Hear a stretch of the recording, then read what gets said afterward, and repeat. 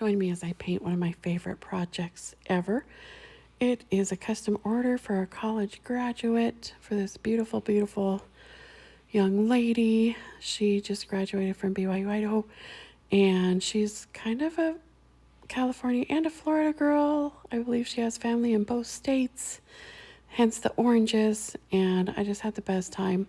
Notice I have a great big bee in the center there.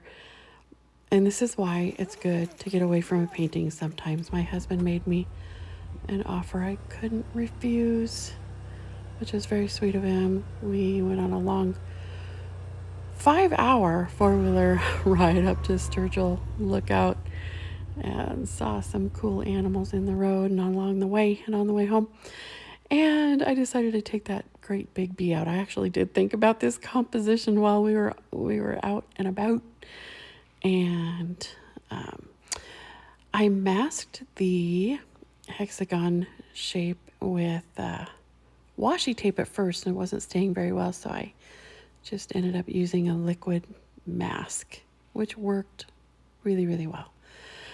And this really does highlight what I love most about loose watercolor is it's just the impression of specific objects. I mean, we're not going for photorealism whatsoever or really detail, though it's good to have light and dark values. It's also good to remember to leave white space in a lot of your objects as a kind of a highlight. I don't think about where the sun might be coming from unless I'm doing a landscape, and even then only sometimes, but it's still good just to leave white space. And this, if you look at the blue flowers, I mean, they are just blobbity blobs. I went in with light, bright blue, and then later with a darker Prussian blue, blobbity blobs right on top of them.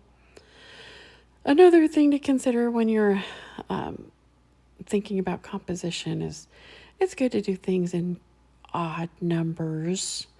So like there's 3 different groups of oranges, or I guess one of them's a lone little orange.